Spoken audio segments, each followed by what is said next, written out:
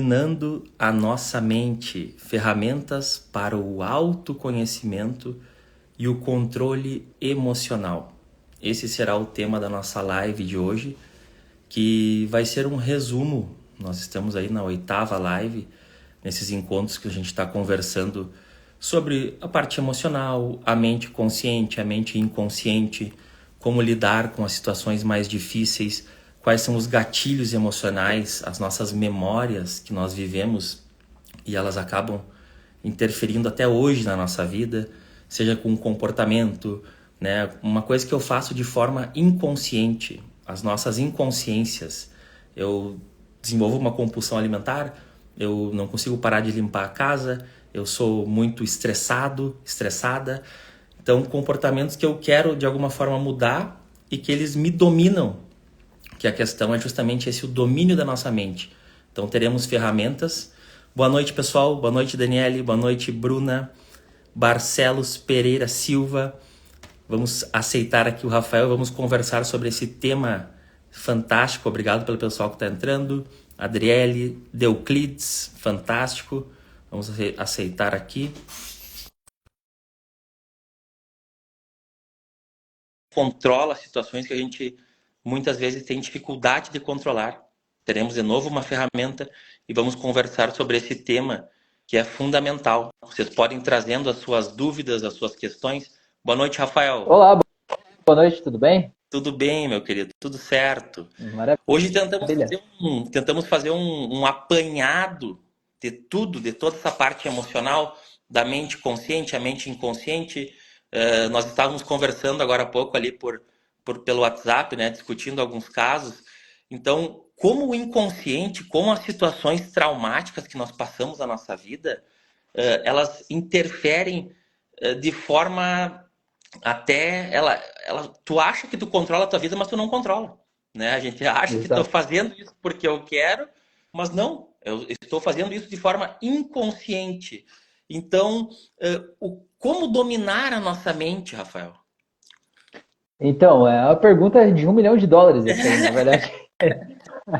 E O Carl Jung tem uma frase que eu acho muito bacana. Ele fala assim: até você se tornar consciente, o inconsciente vai guiar a tua vida e você vai chamar isso de destino. sim, Cara, é muito poderoso isso, né? Então, assim, o que está dentro da gente controla as decisões que a gente toma, né? A gente entende, os maiores especialistas no assunto, eles entendem que a gente usa só 5% da nossa mente, né? Que a gente tem capacidade consciente de processar 5% só. Então, os outros 95% são o subconsciente ou inconsciente. Então, se parar para pensar, traduzir isso em números, né? De cada 100 decisões que você toma na tua vida, 5%, 5 decisões você decidiu de verdade, parou, analisou e decidiu. As outras 95 você só foi no piloto automático, né? São decisões inconscientes, decisões que você não para pensar, são decisões que você só toma. E essas decisões são baseadas naquele conteúdo que está lá no teu subconsciente, né? E esse conteúdo é o quê? As memórias que você viveu até aqui. Não quer dizer que o subconsciente ou inconsciente seja algo escondido que você não tem acesso. Às vezes são memórias que você sabe que estão lá, só que você não imagina que elas doem tanto e interferem tanto na tua vida, né? sim.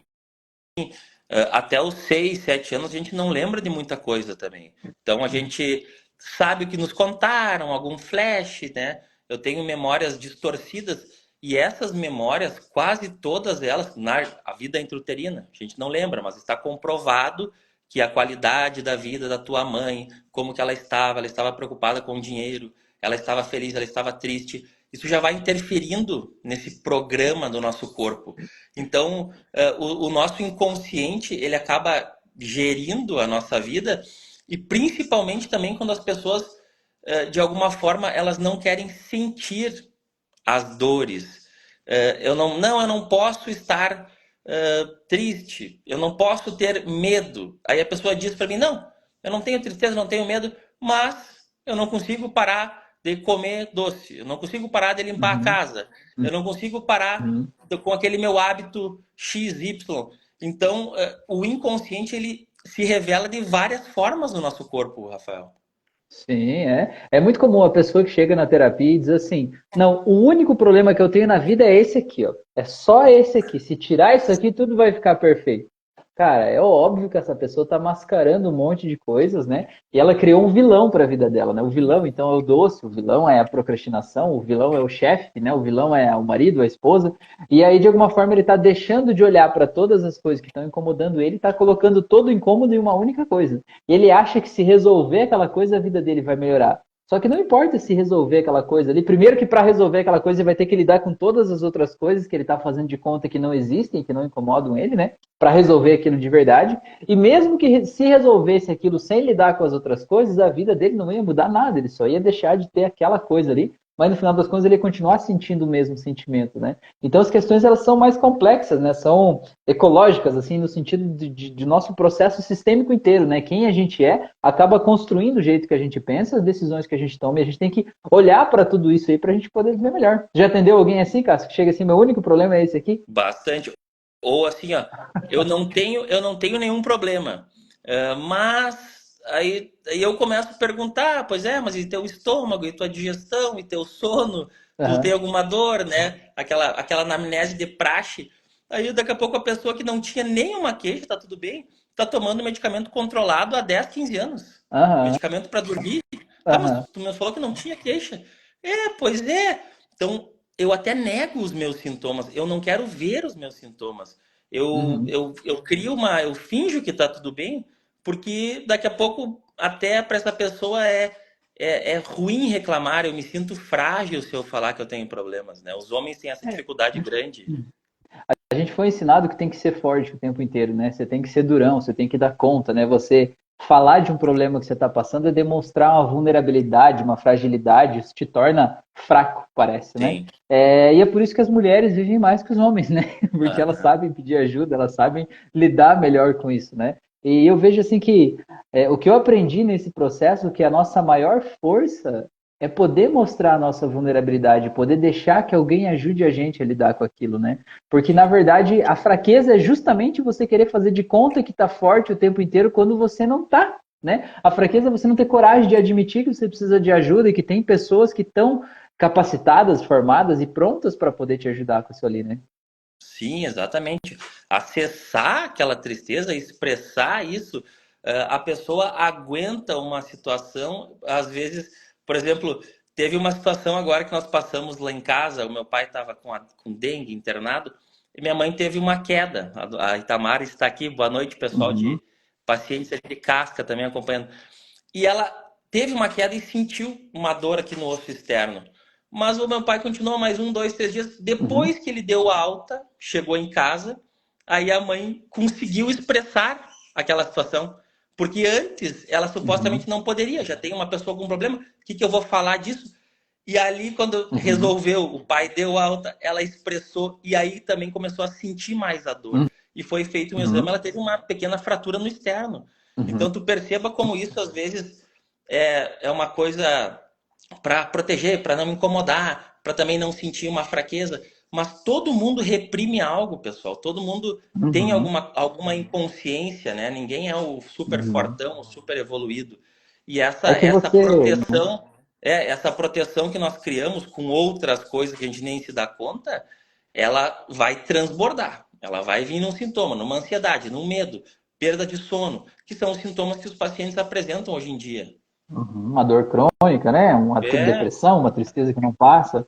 Mas assim, pegando esse exemplo que você trouxe da tua mãe aí, naquele momento ela tinha que ser forte. Ela não tinha escolha, não é? Ela tinha que ser forte, ela tinha que dar conta, ela tinha que aguentar, né? Ela não podia escolher, né? E ela foi forte, ela aguentou, o corpo foi lá e disse: "Não, beleza, eu aguento, tá aqui, tal e tal". E aí tanto que ela talvez nem sentiu tanto aquela dor antes, porque ela estava nesse estado meio de, né, de vigília ali, preocupada sim. com ele, enfim, tudo mais, ela tinha que estar lá. E aí depois, quando isso passou, ela pôde viver isso, né? O nosso corpo, a gente tem dois estados, né? Que é o estado de guerra e o estado de paz. Então, quando você está vivendo um estresse, você está no estado de guerra, sabe? Numa guerra, você está lá, você pode levar um tiro a qualquer momento. Então, você tem que estar vivo, você tem que estar acordado, você tem que estar ali, né? Em vigília o tempo todo. Só que acaba a guerra, você volta para casa. E a hora que chega naquele momento de paz, é o momento que você passa a sentir o cansaço de tudo aquilo lá, sabe? Hum. Que quando nunca aconteceu assim, quando você está, sei lá, você está correndo, ou você está fazendo uma atividade física, você se machuca e na hora você, nem doeu. E você segue. Aí quando você chega em casa, toma aquele banho, aí é que vem aquela dor, né? Porque aquele é o momento que o teu corpo relaxa, é o momento que você está ali, que é o momento do teu corpo se regenerar, de certa forma, é o momento de você ficar em paz, assim. O problema, Cassius, que eu vejo, é que tem gente que passa a vida inteirinha nesse estado de guerra. A Ah, pessoa nunca tem esse momento que a tua mãe teve quando o marido dela saiu do hospital. A pessoa tinha que ser forte para cuidar dos pais, porque o pai bebia, porque sentia que a mãe não dava conta, teve que cuidar dos irmãos, aí casou, teve que cuidar do marido, cuidar dos filhos, cuidar do chefe, cuidar do não sei o quê, do tal, tal. E essa pessoa nunca teve um tempo para ela, sabe? E ela veio somando essas dores, todas ficaram penduradas, aí até que chega o um momento em que o corpo ele dá aquele grito de desespero e diz assim, cara, não aguento mais. Isso é a sim. crise de pânico, né? A crise de pânico é esse limite, o teu corpo dizendo, olha, do jeito que você está fazendo, não dá mais, né? A gente precisa parar esse negócio aí, né? E o corpo ele vai dar esse aviso desenvolvendo uma doença, alguma coisa que vai te obrigar a parar, né?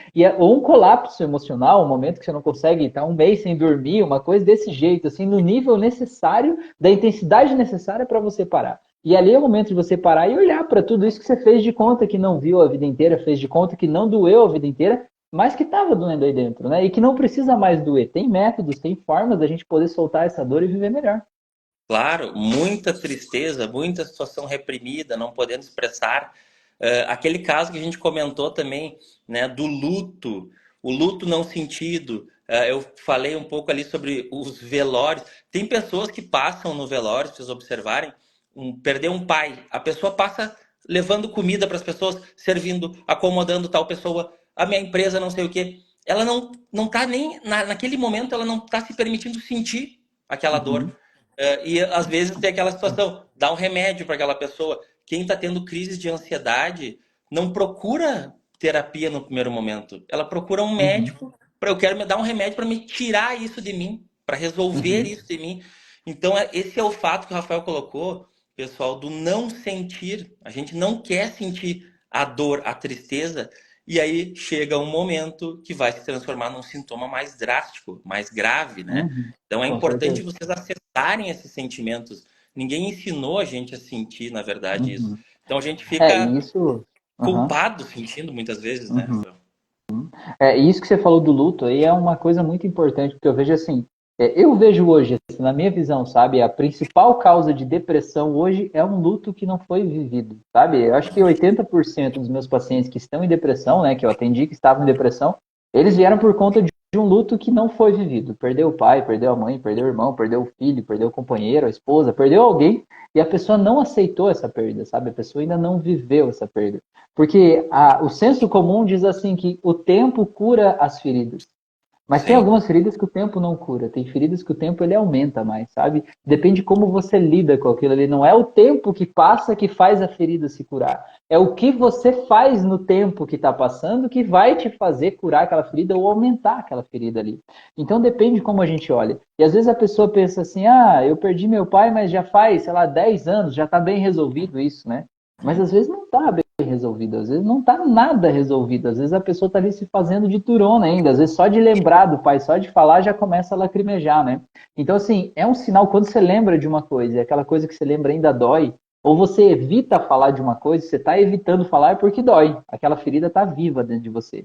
E se aquela ferida está viva, aquilo não é uma coisa do passado, é uma coisa do presente. Se ainda dói hoje quando você lembra, é porque ainda está viva a ferida aí dentro, né? E você não falar sobre ela não vai fazer ela desaparecer. Você precisa falar, você precisa de alguém que possa te ajudar com isso aí, sabe? Não é errado lidar com isso. E assim, eu vejo assim, tem pessoas que pensam assim, ah, mas eu perdi alguém que aquela dor é irreparável. Então não sim, adianta eu ir numa terapia porque a pessoa não vai trazer a minha mãe de volta, por exemplo, não vai trazer o meu filho de volta, isso não vai resolver o problema. E sim. realmente não tem como trazer ninguém de volta, mas tem como tirar essa dor que está aí dentro, né? Tem formas, tem técnicas, tem ferramentas, tem jeito de soltar essa dor e tem jeito de soltar muito rápido, né? Para a gente poder lidar com isso aí. Cássio, eu queria te contar uma história da minha infância. Eu tenho as histórias mais loucas, né? Boa, perfeito. O As o mais histórias são errado, né? fantásticas. Sim, O mais errado, né? Eu me tornei terapeuta por conta da vida que eu vivi, né? sim. Então, assim, para ilustrar isso de como a gente cultua a nossa dor, né? E a gente faz de conta que não doeu ali, eu vou contar uma história que eu vivi. Eu devia ter uns 10, 11 anos de idade, e aí eu estava ajudando meu pai carpir uma roça de mandioca, né? Carpir, com a enxada mesmo, carpinho no chão e tal. Tava lá de chinelo de dedo, né? Aquela história, carpindo assim e tal. E eu tinha uns 10 anos, aquela história, o menino, né?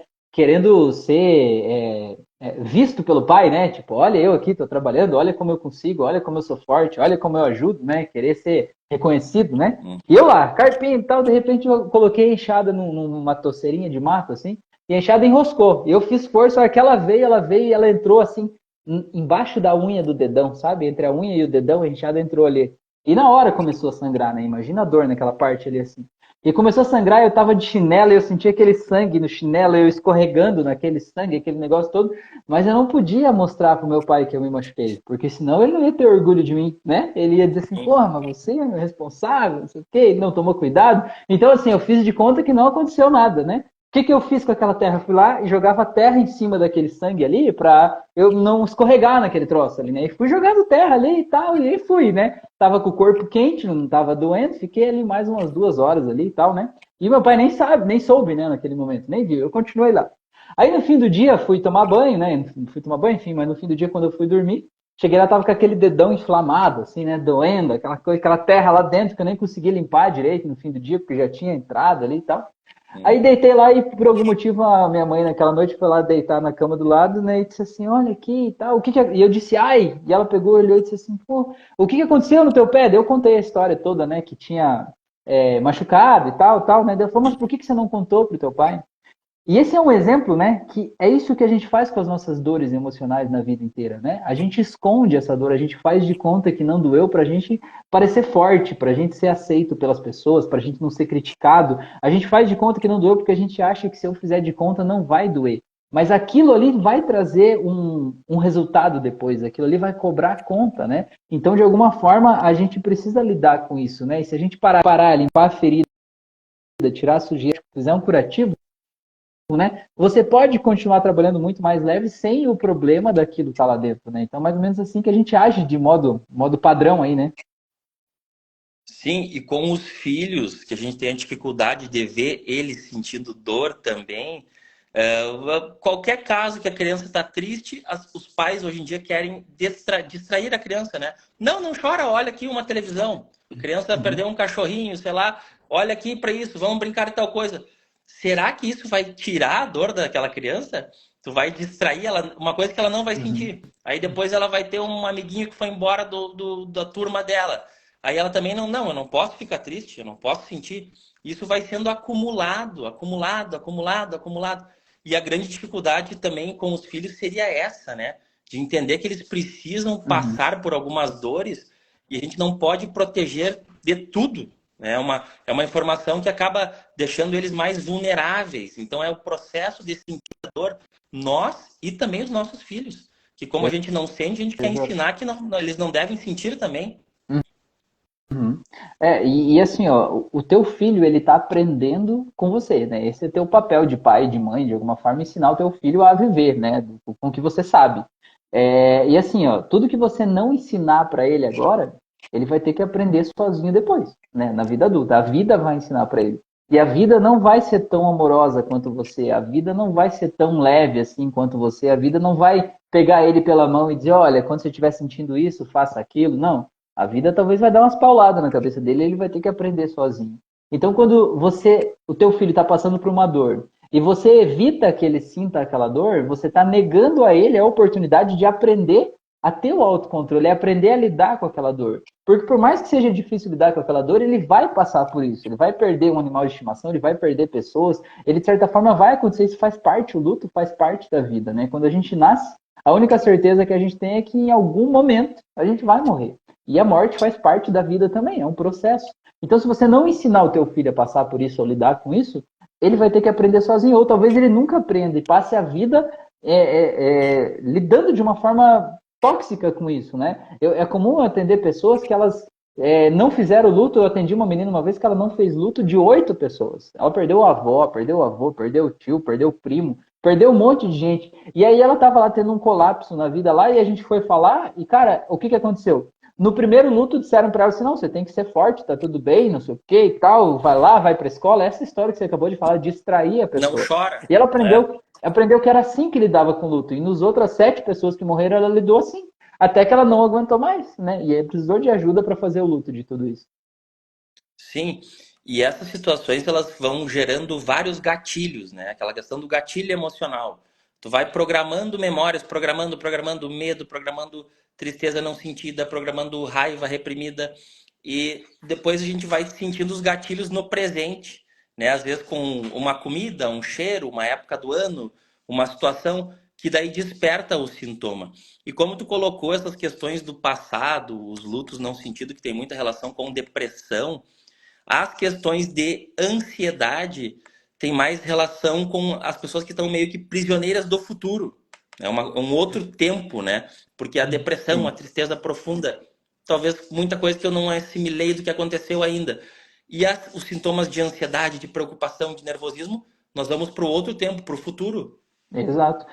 Ansiedade é a resposta do nosso corpo ao medo, né? Você está sentindo ansiedade, crise de pânico, aquele aperto no peito, falta de ar, taquicardia, essas paradas todas aí, você está com medo que alguma coisa muito ruim aconteça. Pode ser que você saiba do que você tem medo, pode ser que você não saiba, mas você está com medo. E o medo sempre é do futuro, porque isso não está acontecendo agora. Você está com medo que algo aconteça. Medo de ficar sem dinheiro, medo de ser traído, medo de ficar sozinho, de ser abandonado, rejeitado. É algo que você acha que pode acontecer. Então você está com medo de algo que nem existe, que provavelmente nunca vai acontecer, mas você está sentindo essa ansiedade aí por quê? Porque em algum momento lá do passado, aquilo que você tinha como segurança foi tirado de você. E você sentiu sozinho, sentiu que você não dá conta de lidar com as coisas da vida. E é por isso que você sente medo que se isso acontecer, parece que a tua vida vai acabar, né? Então a gente precisa lidar com essas questões, tanto do passado, quanto dos gatilhos que estão acontecendo no presente, quanto o medo que está associado ao futuro, né? Para a gente fazer essa limpeza completa aí. Mas a saída para isso que eu vejo assim, né, e é o nosso tema de hoje, é o autoconhecimento, né? Você se conhecer, você entender o que está acontecendo dentro de você, para você poder ter o controle emocional, porque assim, eu vejo que as pessoas, como não foram ensinadas a lidar com as suas emoções, e eu também não fui antes de fazer, né, esse processo aqui, começar a trabalhar com isso de alguma forma, né? A gente sente que a gente está dentro de uma máquina, que é o nosso corpo aqui, sem controle. Parece que a nossa máquina tem uma vida própria. E parece que a gente diz assim, meu Deus, o nosso corpo de vez em quando está com medo, de vez em quando está triste, de vez em quando está não sei o que lá. Parece que a gente não tem controle disso, sabe? Como se estivesse num trem desgovernado. E não é assim, você tem o controle, você só precisa saber o que está engatilhando esse sentimento, o que está fazendo você gerar esses neurotransmissores, aí, o que está te fazendo se sentir dessa forma, para daí sim você ter acesso e controlar isso que está gerando o sintoma, né? Aí você para de brigar com o sintoma e você passa a fazer as pazes com você e ter formas de entender como que aquele sintoma é gerado para você fazer com que o teu corpo não gere aquele sintoma, mas gere um outro sintoma, gere alegria, felicidade, segurança, paz. E tem formas, tem conhecimento para isso, né? E é isso que a gente está aqui para compartilhar. Sim, pessoal, vocês estão escutando bem o áudio aqui, deu umas trancadas para mim, umas travadas. Para dominar a mente, então, é um caminho longo de autoconhecimento, de terapias. A hipnose, ela é uma coisa mais, pelo que eu percebo, mais incisiva, mais rápida. É parecido com a microfisioterapia, que uma consulta, depois de talvez 4 meses, a gente vai refazer. Não é aquela coisa que tem que ficar refazendo toda hora, diferente de outras terapias. E essas outras terapias também são importantes, né? Uma psicologia, Uhum, uma psicanálise, até para a pessoa claro. fazer a sua caminhada.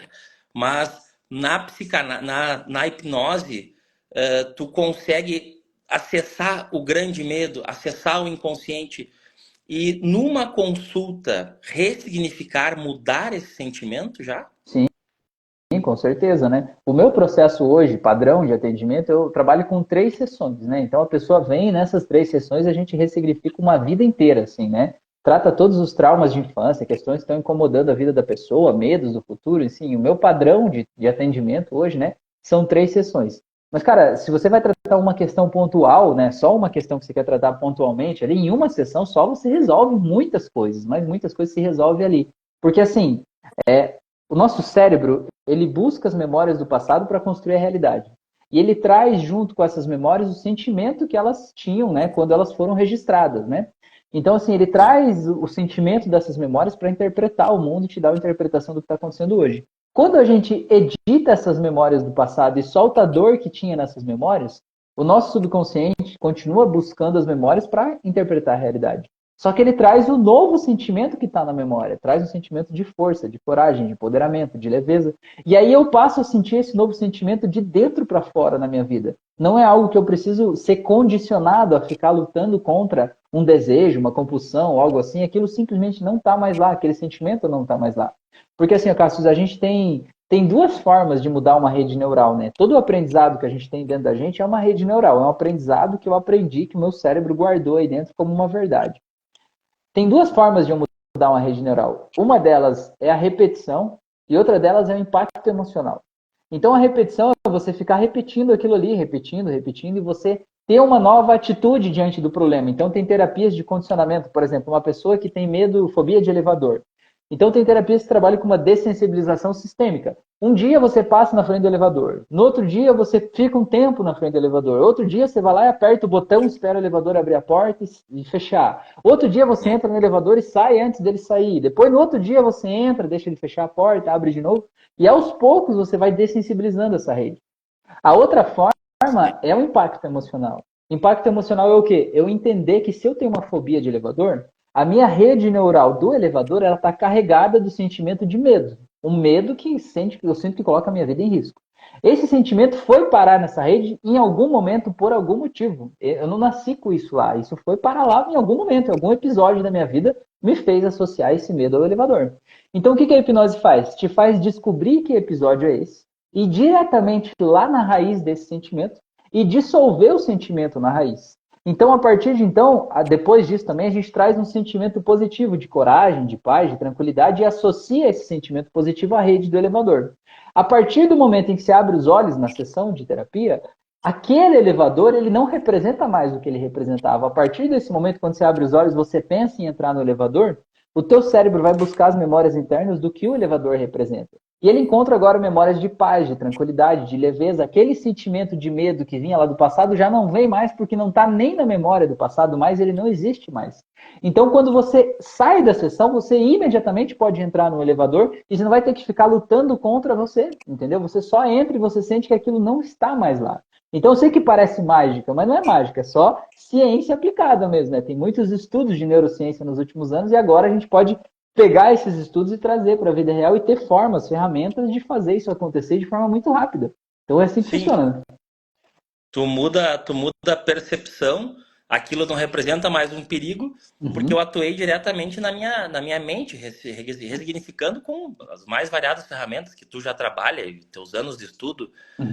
Outra questão que eu tenho atendido bastante, pessoas que são muito preocupadas ou se estressam ou querem resolver os problemas do casamento do irmão, da cunhada, ou tive um exemplo de uma paciente que uma vez ela teve que os pais estavam passando por dificuldades, o pai estava mentindo e ela foi atrás do pai, perseguindo lá o pai e descobriu que ele estava mentindo e estava traindo a mãe dela. A partir disso, o casamento acabou. O pai dela culpou ela, né? Até hoje ele disse que supostamente se não fosse por ti a gente ainda estaria casado.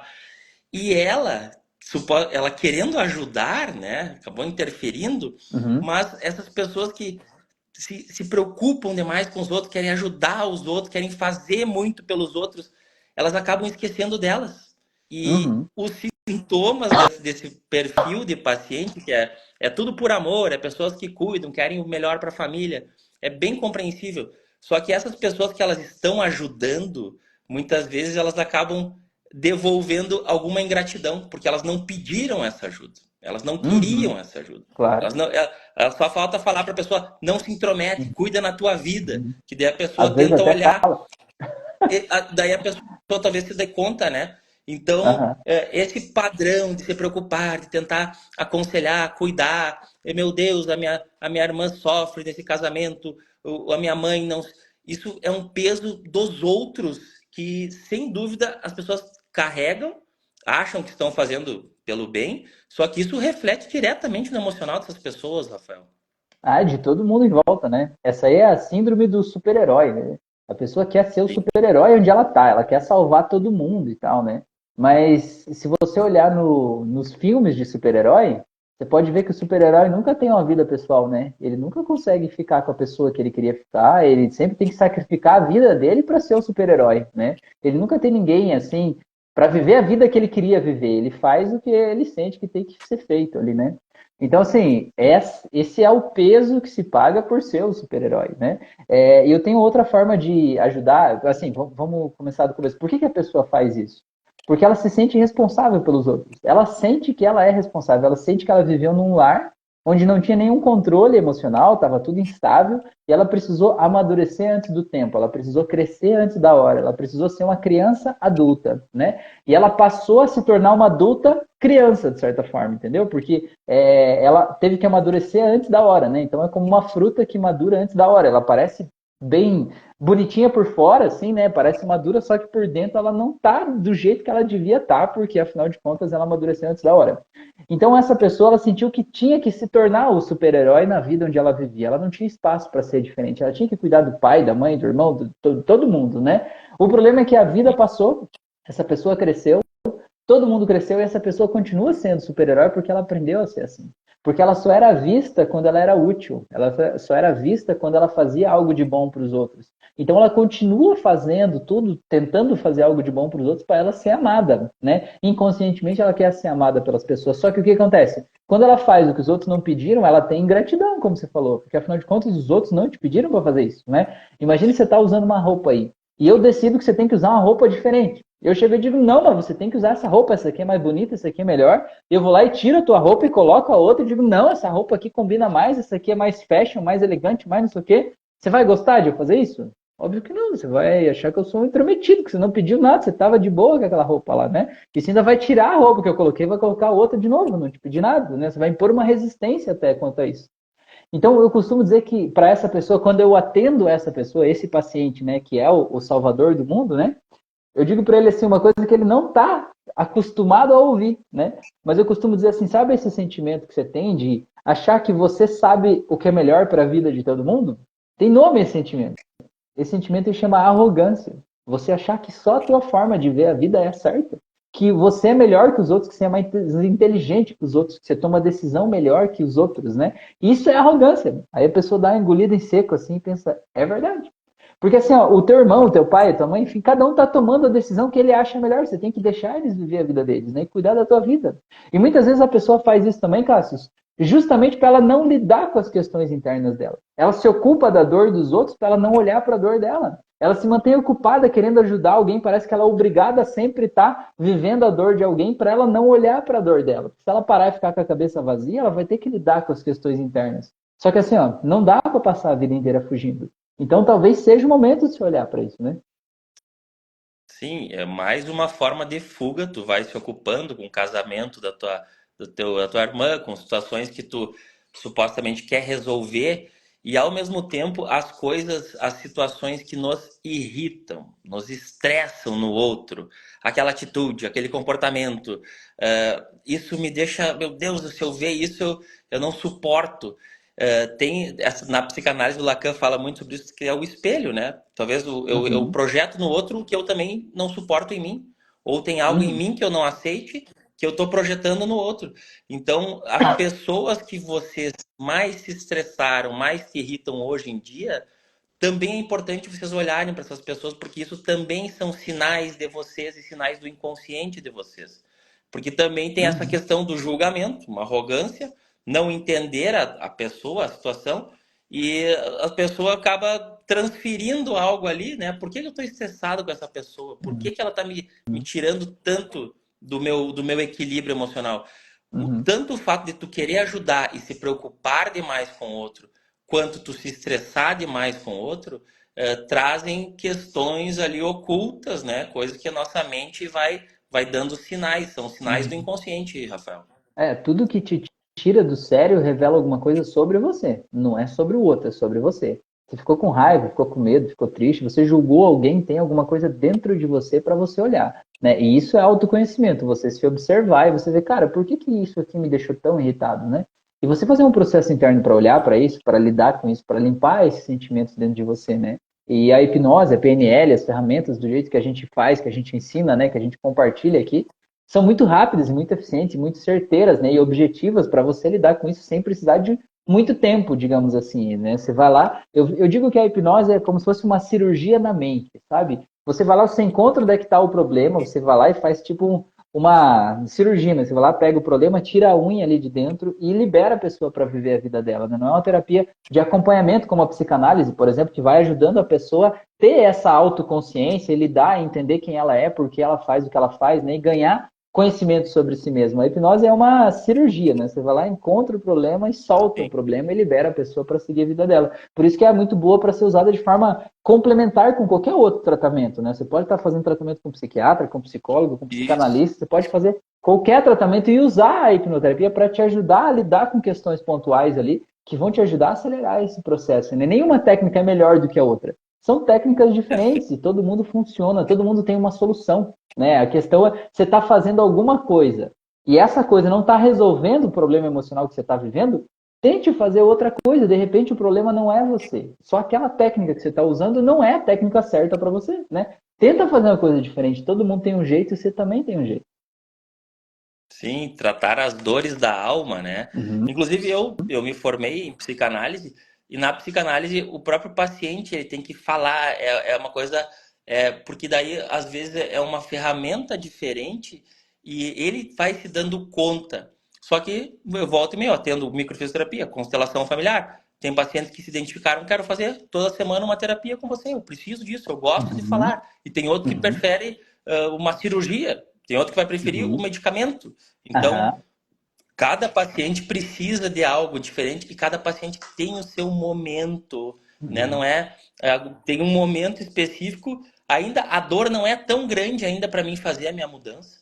Ainda eu resisto. Eu Uhum. preciso de algo mais dolorido. Quando eu quero mudar algo na vida, né, de outro, às vezes é o que eu falo, né? O paciente me agradeceu ou te agradeceu. Obrigado, tu mudou minha vida. Não, foi tu que mudou. Foi tu que Uhum. veio na consulta, foi tu que deitou na maca. Então o movimento Uhum. é nosso. É nós que Sei. fizemos a nossa cura de alguma forma, Você está com alguns falando. auxiliares, alguns grupos, Aham. né? Então mas o paciente é como se eu tivesse poder sobre outra pessoa. Não, eu Uhum. sou uma pequena ferramenta. Eu não tenho essa noção dessa também é uma arrogância tu achar que eu mudei a vida da pessoa. Você Uhum. que veio aqui, vocês que estão na live, vocês que Uhum. ligaram o celular, é vocês que estão acessando um conhecimento, estão querendo olhar mais para suas questões, aprender mais sobre o tema, e a gente vai percebendo que todo mundo tem, às vezes, um luto que não foi sentido, uma culpa. Por exemplo, esse caso que eu coloquei ali, dessa paciente que ela foi lá e daí ela até hoje se sente culpada, né? Ela seguiu lá o pai pela separação. O que que tu ressignificaria nessa paciente? Como é que tu trabalharia num caso assim? Ela até hoje está se sentindo culpada pela separação dos pais. E ela Uhum. foi para É. ajudar. Ela foi porque Aham. ela via a mãe dela sofrendo, ela tomou a dor da mãe. Mas Uhum. na cabeça dela era tudo, meu Deus, eu vou para ajudar. E agora Uhum. estou me sentindo culpada por toda a família. Então, nesse caso, né, quando é uma dor dessa forma do passado, assim, né, a ferramenta certa para isso é fazer uma regressão, né? Você voltar lá para aquele momento em que a pessoa tomou aquela decisão e o momento do desfecho daquilo, né? Quando todo mundo voltou contra ela, quando o pai disse que ela não devia ter se metido, quando ela viu a mãe sofrendo pela separação, aquela dor e tudo aquilo ali, aquele foi o momento que ela se culpou e disse assim, eu não devia ter me metido nisso, né? A culpa maior estava lá. E essa culpa ela vem carregando com ela ao longo da vida, como se fosse uma bola de ferro que ela vem carregando no pé, sabe aquelas bolas de ferro de escravo, assim, ela, tipo, vem carregando isso aí, impedindo ela de evoluir, porque ela carrega aquela culpa, né? Eu estraguei a vida dos meus pais, é mais ou menos esse o sentimento. Então, o que precisa fazer? Ela precisa voltar lá, fazer essa regressão, encontrar ela naquele momento em que ela tomou aquela decisão, naquilo tudo que aconteceu, e ela de hoje tomar consciência que aquela foi a melhor decisão que ela podia ter tomado naquele momento. Porque naquele momento ela não tinha escolha, ela via a mãe sofrendo todos os dias e ela queria desesperadamente acabar com a dor que a mãe estava sentindo. E ela, com os olhos daquela época, achava que essa era a única saída para que aquela mãe parasse de sofrer, né? E hoje ela sabe que aquela não foi a melhor decisão, mas ela daquela época decidiu aquilo e não tinha como ser diferente. Ela não podia se omitir ao que estava acontecendo e aquela era a forma que ela achou que podia resolver.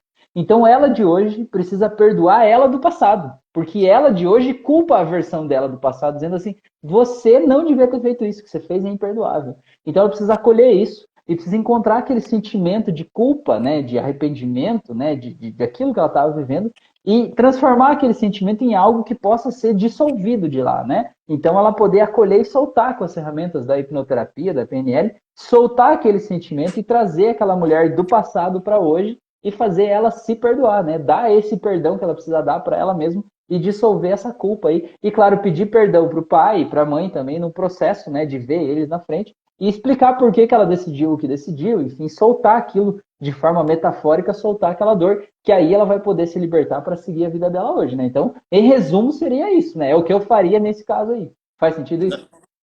Perfeito. Seria também interessante que é uma concordância. Quem tem aí alguma culpa, alguma situação que se culpa, vou ter que me perdoar, vou ter que concordar.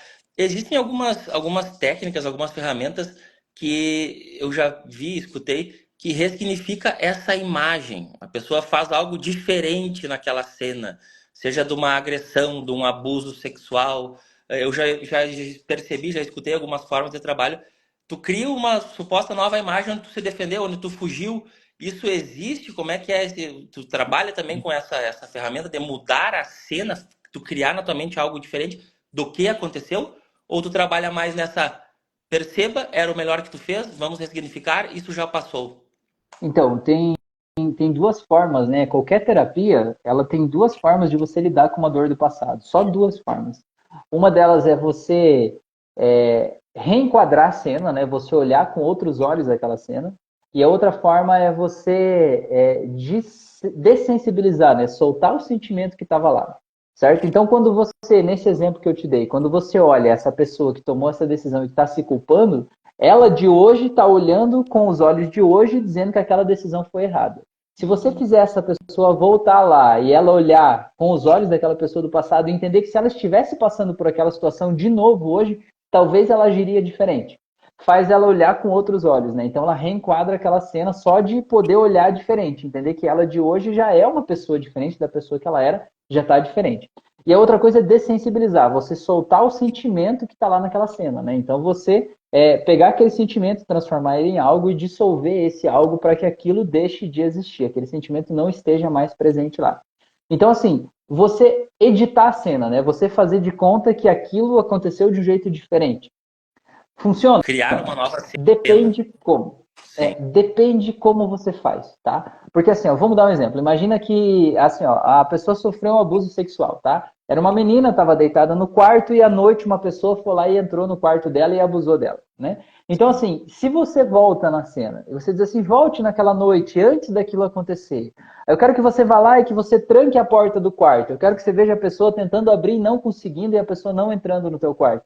Isso aí é uma nova cena, mas não vai resolver, porque a dor que existiu ainda está lá, entendeu? Ela até pode se enganar dizendo, não, a pessoa não entrou no meu quarto aquela noite. Mas a dor que ela sentiu do abuso que aconteceu posterior, daquilo que você camuflou na tua mente, vai continuar existindo lá dentro. Então, assim, o que você precisa fazer? Você precisa soltar a dor primeiro. Se você soltar a dor primeiro, né? Soltar a dor, ir lá, dissolver aquela dor, porque um abuso não tem como se reenquadrar, você tem como dissolver a dor. Então, se você dissolver a dor daquele abuso, né? E aí, depois que você dissolveu a dor, a pessoa chorou, fez a catarse, limpou aquele sentimento e tal, o que você vai fazer? Aí, o que você pode fazer? O que eu faço, né? A pessoa voltar na cena sendo ela de hoje, adulta, né? E ajudar aquela menina a que aquilo não aconteça, certo? Então, ela volta naquele quarto onde tinha aquele abusador, e aquele abusador na cena, na imaginação da pessoa que foi abusada, é como se ele fosse um monstro, é como se ele fosse grande, alto, a pessoa se sente impotente diante daquilo. Aí, depois que você dissolveu o sentimento, né? Você não fez de conta que não aconteceu. Você foi lá e dissolveu o sentimento. Depois que você dissolveu o sentimento, você volta na cena sendo o adulto de hoje, ajudando a criança. E você vê aquele abusador ficando pequeno, pequeno, pequeno, virando um ratinho, assim, sabe? Pequenininho. Aí sim você pode ter um desfecho diferente. Aí você diz para o teu paciente lá pisar na cabeça do rato, esmagar ele, bater nele com uma cadeira, jogar para fora do quarto, eu não sei, fazer a catarse daquele sentimento de impotência que a pessoa sentiu, entendeu? E aí ela se liberta daquele sentimento e aí aquilo não incomoda mais. O que não dá é para você metaforicamente fazer de conta que não aconteceu e camuflar o sentimento. Camuflar o sentimento não faz desaparecer. Você tem que conectar com o sentimento, jogar ele para fora e depois você pode editar a cena. Sim, exatamente por isso que eu fiquei intrigado com essa situação. Uhum. Seria mais uma forma de tu não querer sentir, não olhar, né? Tu dar uma desviada. Então tem uma forma de tu fazer uma mudança, mas tu tem que sentir a dor, tem que ressignificar, tem que olhar para aquilo, né? Uhum. Então isso é perfeito, me tirou uma dúvida. Eu já tinha há muito tempo essa questão Uhum. e me surgiu agora. Porque eu O que já você via pode. pessoas recriando Uhum. cenas novas. Imagina que aconteceu diferente, ou imagina que tu Uhum. saiu correndo, que chegou uma pessoa, aí tu tá tentando enganar o teu cérebro, né? Porque Sim. aconteceu aquele fato. O que você pode, Cassius, é criar um evento fantasioso para te trazer o sentimento necessário para te ajudar a dissolver o sentimento ruim que está lá. Vou dar dois exemplos. O primeiro deles é o seguinte: imagina que alguém te roubou, né? A pessoa roubou a tua casa, sei lá, sequestrou, qualquer coisa do tipo, roubou teu celular na rua, né? Esse é um trauma que você carrega. Então, o que que acontece? Eu já vi pessoas, né, professores, guiando pessoas assim, para ir lá e imaginar uma cena hipotética de ver aquele bandido lá tendo um filho passando fome em casa, por exemplo, não tendo dinheiro para comprar comida, aquela pessoa desesperada para tentar conseguir um dinheiro para resolver alguma coisa, algum sentimento que te gere empatia pela pessoa que te fez mal, entendeu? E aí, com aquele sentimento, por mais que aquela cena não seja verdadeira e você saiba que não é verdadeira, mas se você criar na tua mente no momento da hipnose, você vai acreditar naquilo ali, você vai se emocionar com aquilo ali, você vai sentir empatia pela pessoa. E se você sentir empatia, é muito mais fácil de você perdoar ela e você soltar a dor que ela te causou, porque você entende por que ela fez o que ela fez. Por mais que talvez aquele não seja o motivo, mas naquele momento gera o sentimento necessário para você perdoar, né? Então, esse é um momento.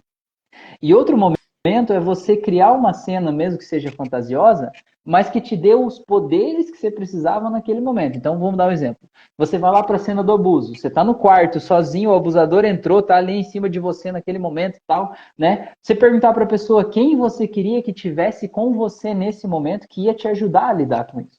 A pessoa dizia assim, sei lá, eu queria que tivesse meu pai, que tivesse meu irmão, eu queria que tivesse um policial, eu queria que tivesse um super-homem, sei lá.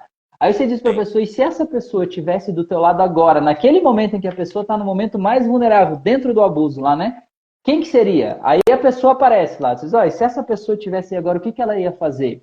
Aí você vai usando esse recurso externo dessa emoção que essa outra pessoa te traz, né? Esse reforço positivo emocional, você usa isso para fortalecer a pessoa naquele momento, para ela lidar com o sentimento ruim que ela está passando. Aí funciona também. O que não dá só para fazer de conta que não sentiu, né? Entendeu? Sim, exatamente. Porque vocês perceberam que nesse conceito de corpo e mente que nós colocamos aqui agora, todo mundo tem alguma questão que reprimiu, que passou. Quem é que não passou por traumas aqui, né? Todo mundo tem traumas. Então, se vocês não conseguem dormir na hora certa, se vocês têm dor pelo corpo, se têm uma doença, não conseguem perder peso, se vocês têm dificuldade de deixar um comportamento, se vocês têm medos, ansiedade, crise de pânico, vocês estão tomados por sentimentos que talvez não foram sentidos, sentimentos que vocês não quiseram ver e que estão transbordando, estão querendo mostrar para vocês justamente o que vocês não quiseram ver, que vocês estão negando. Então, esse conceito de corpo-mente agora é uma coisa fantástica. Todo mundo, vários médicos integralistas olhando. Inclusive, eu li um artigo agora sobre síndrome do intestino irritado. E o maior resultado na síndrome do intestino irritado é trabalhando em crenças limitantes dessas pessoas. Uma coisa Uhum. fantástica, né?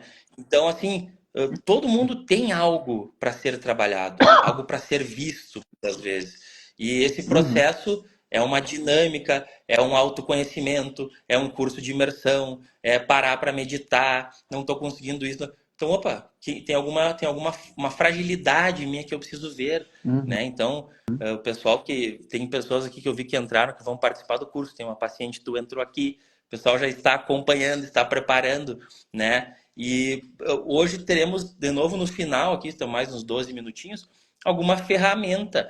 Mas antes nós encerrarmos aqui, eu gostaria que o pessoal colocasse aqui o que vocês gostariam de trabalhar, qual é a maior dificuldade que vocês têm, é emocional, é física, é alguma dor, é alguma fobia, é alguma uma tristeza, algum comportamento disfuncional. Podem comentar aqui embaixo se vocês gostariam que a gente comentasse Uhum. sobre algo.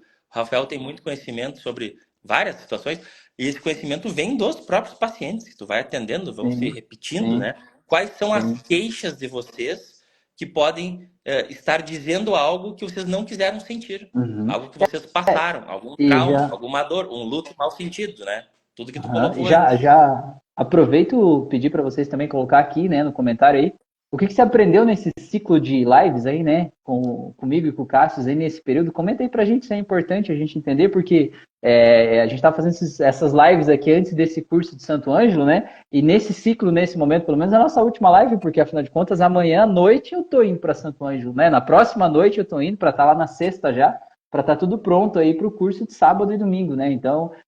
se você não se inscreveu ainda, aproveita que tem as últimas vagas, as últimas oportunidades aí de você vir, né? É uma imersão 2 dias, sábado e domingo, o dia todo, e a gente vai muito fundo no autoconhecimento, a gente vai ter muitas ferramentas aí de controle emocional, realmente de hipnose aplicada, sabe? Para você realmente mudar a tua vida, não só entender como mudar a tua vida, mas você realmente mudar a tua vida ali no próprio curso. Você vai tratar ansiedade, depressão, ressignificar traumas de infância, você vai ajudar teus colegas aí que vão participar do curso, sabe? Você vai resolver muita coisa no próprio curso e, além disso, você vai levar de brinde para casa as ferramentas para você aplicar em si mesmo, né? Porque você não só vai ressignificar isso em você, mas você vai entender como a tua mente funciona por esse olhar da hipnose, da PNL aí, e você vai usar isso, né, na tua própria vida, você vai levar isso para tratar teus pais, amigos, irmãos, professores, parentes, tratar a si mesmo e se tornar um profissional do autoconhecimento. Se você quiser atender, ajudar outras pessoas, você vai estar qualificado e habilitado para isso aí, né? Mesmo que talvez você não esteja pensando nisso, né? Mas você vai poder usar isso, agregar isso na tua profissão, né? Tratar outras pessoas com isso aí, tá? Então, fica esse convite, vai ser bem bacana. Eu garanto para você que vai ser legal. Já faz anos que eu faço esse curso aí. Cada vez é mais legal e é muito bacana. Quando chega domingo à tarde, né? Acabou o curso, as pessoas não querem ir embora, né? Fica aquele sentimento de quero mais, né? Eu quero mais, acabou já, passou tão rápido. E isso é muito bacana, né? Essa transformação que as pessoas têm. Então, fica esse convite aí. Sim, e tu vai ficar até a segunda, né? Que tu vai atender lá na clínica também, tem os teus pacientes. Aham, O isso pessoal aqui aí. está 100%. Ninguém tem medo, ninguém tem dor. O pessoal já, só de acompanhar as lives, eles se resolveram. Eu percebi É, isso. muita gente falou isso Pessoas pra que mim têm, também. pessoas que têm, às vezes, são muito controladoras. Eu tenho medo de doença, eu tenho dor, eu tenho qualquer coisa. Escrevam aí, pessoal. E, enfim, né? Acompanhem o conteúdo. Provavelmente depois a gente vai continuar, eventualmente, fazendo algumas lives. Vamos buscar os temas Uhum. aí que talvez interessem o pessoal, né? Eu estou esperando cursos, Adriele. Muitas queixas recentes eu tenho percebido nos filhos, né? Tem a geração de 20, 21, 22 anos, os filhos pequenos. Os filhos pequenos, pessoal, a gente fez uma live e praticamente vocês se deram conta que vocês têm que cuidar de vocês. Como é que eu vou ajudar meu filho se eu não estou bem?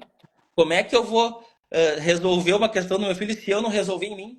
Então, Aham. sempre antes dos filhos, como que os filhos tomam as dores do pai, as dores da mãe? Bert Hellinger falou isso e tu vê isso na prática, né? Então é uma coisa, eu me ajudo primeiro. Será que para poder ajudar o meu filho, né, nesse sentido? Uhum. Aqui, ó, a Everly, né?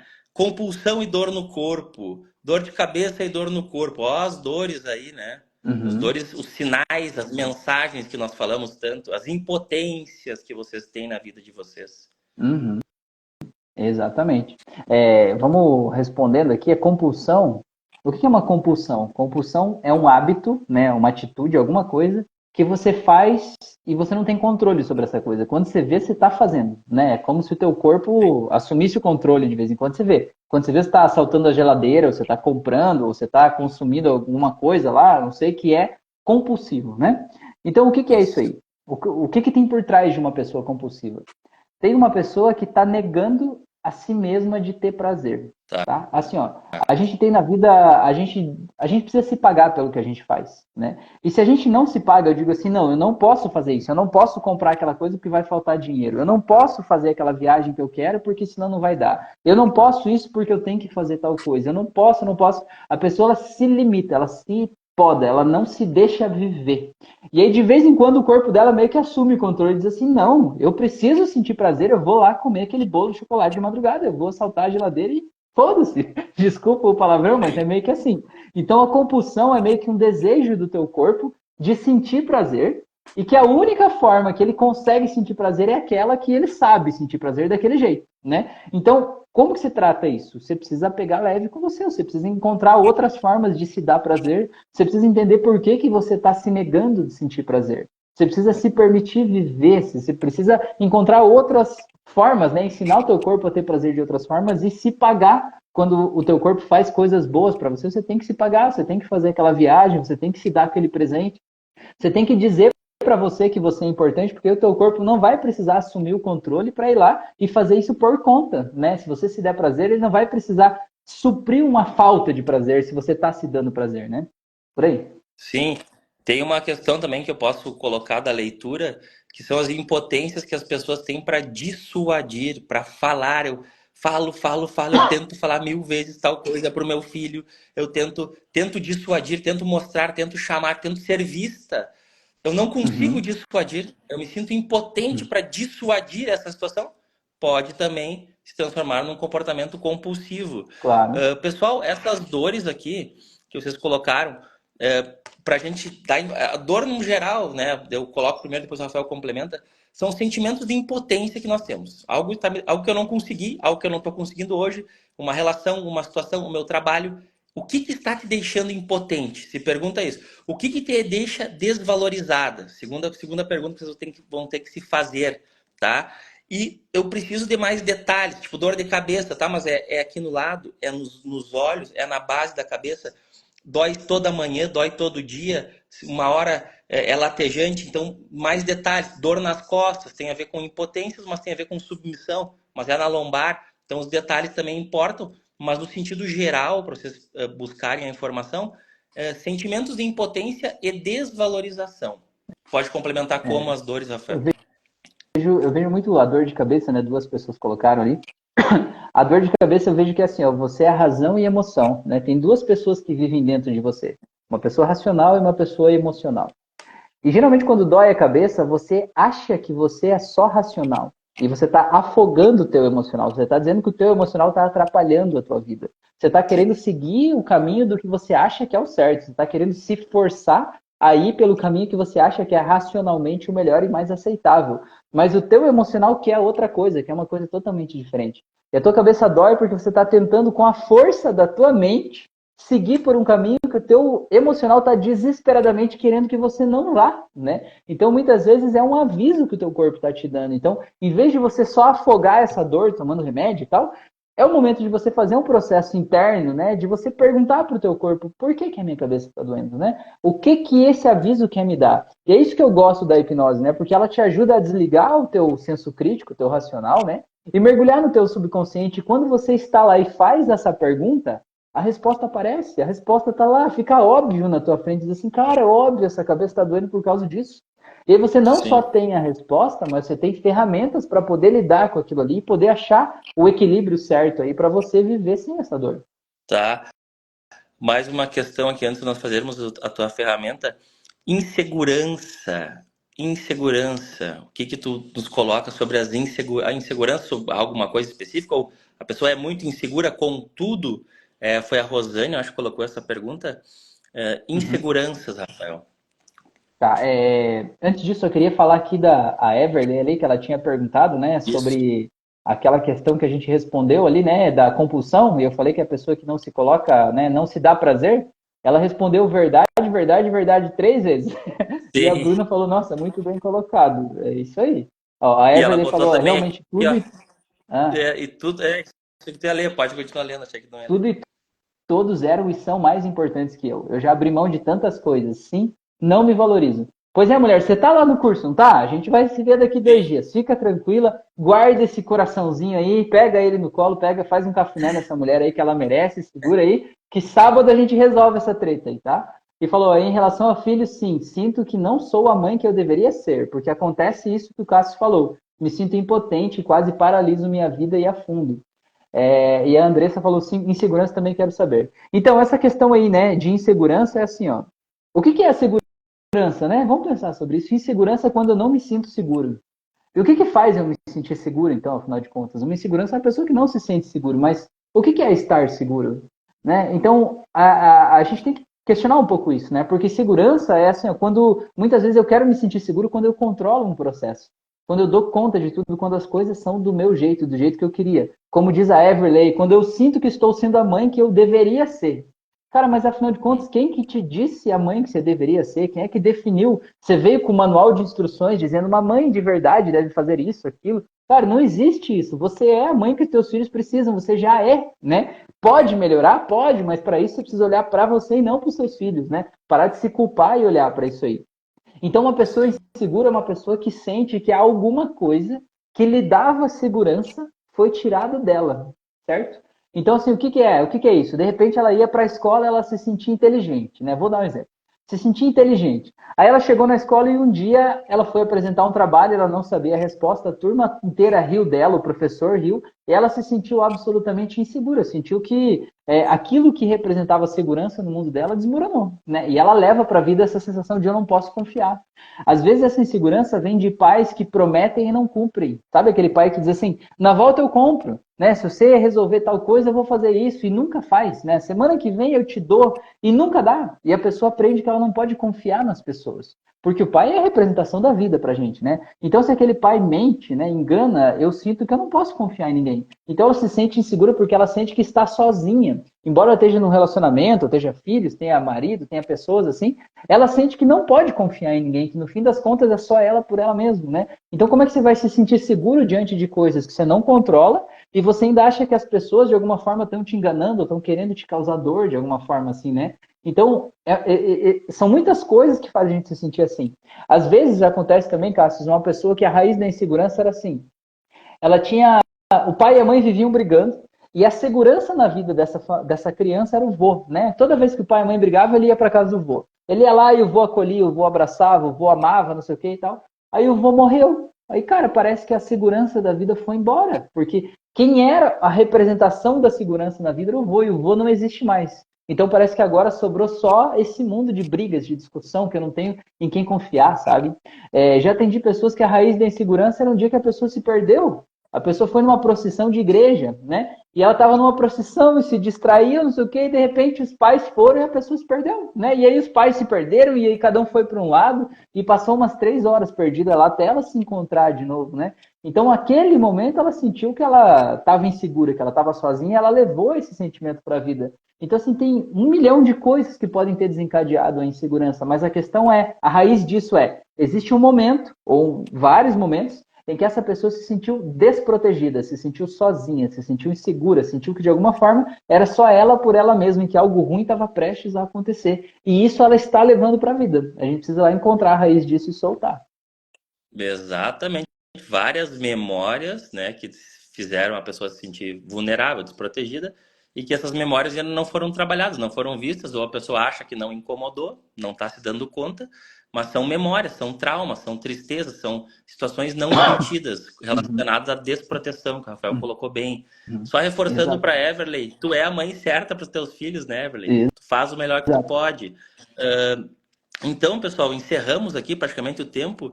Rafael, tu poderia hoje nos passar uma ferramenta para o que as pessoas que estão aqui não conseguem dominar a mente numa situação e ter o controle emocional nessa situação. Como dominar, que foi a primeira pergunta que eu fiz para ti, né? Eu preciso dominar a minha mente na situação X e eu quero ter o controle emocional. Como é que a gente faria uma ferramenta? Tu poderia passar isso para nós? Tá, eu vou te fazer uma pergunta e aí você decide aí, tá? Você prefere que a pessoa ela consiga dominar as emoções na hora em que a água já está fervendo, né? Na hora em que ela está pegando fogo naquela situação ruim? Ou você prefere uma ferramenta para que aquela situação ruim não aconteça, para que ela possa agora, nesse momento, já se antecipar para soltar o sentimento ruim daquela situação ruim que ela sabe que geralmente acontece? Qual que você prefere? Aquela situação não aconteça. Para que não aconteça. Então, beleza. Então, eu quero que você está assistindo essa live, eu quero que você pense uma situação ruim que geralmente acontece. Aquela coisa que te tira do sério, sabe? Aquela coisa que te incomoda. Eu quero que você ache isso. Ache um evento, ache uma cena que você sabe que geralmente acontece na tua vida e que quando acontece te faz mal. Pensa nessa cena. Achou essa cena? Acha a imagem. Achou? Beleza. Então, agora eu quero que você pense o seguinte. Eu quero que você me diga como você gostaria de se sentir quando essa cena acontece, certo? Como você gostaria de se sentir? Qual é o nome do sentimento que você queria ter? quando essa coisa acontece. Então, pensa no sentimento, certo? Pensou no sentimento? O sentimento pode ser que não tenha nada a ver com essa cena. É só um sentimento bom, um sentimento positivo. Agora eu vou te pedir para fechar os olhos, para a gente poder ir mais fundo nisso, tá? Eu quero que você mergulhe nessa cena boa. Nessa cena, do jeito que você gostaria de se sentir quando aquela cena ruim acontece. Então, ache essa cena boa, mesmo que não tenha nada a ver com a cena ruim. O que acontece nessa cena? Eu quero que você mergulhe nessa cena. Eu quero que você deixe esse sentimento te levar para essa cena. Eu quero que você entre aí com todos os teus 5 sentidos. O que você está vendo nessa cena que aconteceu com você? Que cheiro você está sentindo aí nessa cena? Qual é o gosto que tem na tua boca enquanto você está aí? Está quente ou está frio? O que você ouve nesse lugar? Eu quero que você vá entrando mais. Eu quero que você vá percebendo por que você escolheu essa cena. Qual é esse sentimento que tem nessa cena? Eu quero que você pense se esse sentimento tivesse uma cor, que cor ele teria? Imagina essa cena toda pintada dessa cor. Imagina você poder respirar essa cor agora. Imagina você sentir esse cheiro entrando em você e sentir essa cor pintando os teus pulmões aí por dentro. Eu quero que você se envolva com essa cena mais e mais e fique totalmente cheio desse sentimento bom. E sinta como o teu corpo fica com uma fisiologia diferente. Você se sente mais forte, com os ombros estufados. Você se sente seguro, se sente em paz, se sente bem. Sinta como é esse sentimento. E agora, nesse momento, eu quero que você abra um portal mágico. E dentro desse portal mágico, eu quero que você veja aquela cena ruim acontecendo. Sabe aquela cena de algo que você sabia que geralmente acontece e quando acontece te faz mal? Veja isso dentro do portal. Viu isso no portal? Isso acontecendo daqui a pouco? Fecha o portal. Volta para a cena boa. Respira o ar da cena boa. Sente essa cor gostosa. Sente o cheiro gostoso. Presta atenção no que tem de bom nessa cena. Por que você está aqui?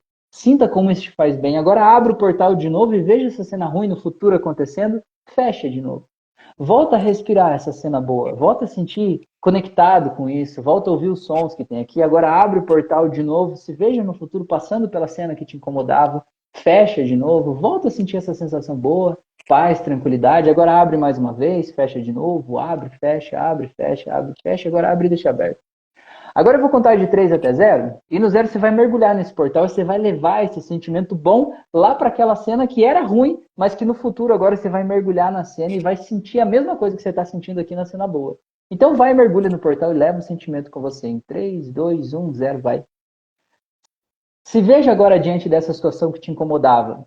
Eu quero que você veja você sentindo o sentimento bom. Imagina como se o portal ainda tivesse aberto, trazendo aquele sentimento gostoso para você aqui agora.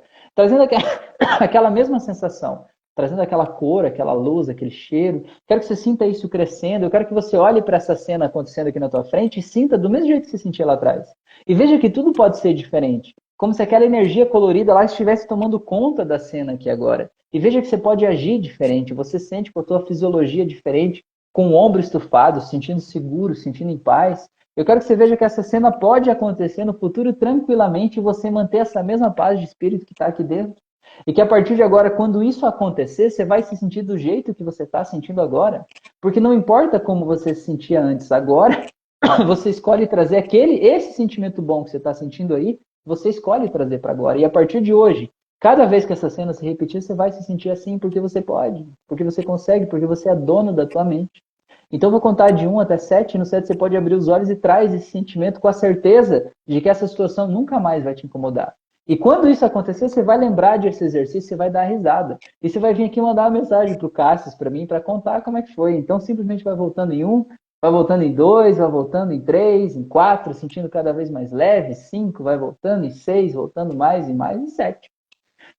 Seja bem-vindo aí, seja bem-vindo. E já conta para nós aqui como é que foi. Se você puder contar qual era a cena que te incomodava, se você se sentir confortável para contar aqui, conta pra gente o que que era. Mas conta também como é que você se sente se agora você pensar essa cena acontecendo amanhã, semana que vem, sei lá. Como é que você se sente? Conta para nós, isso é importante ter esse feedback aí.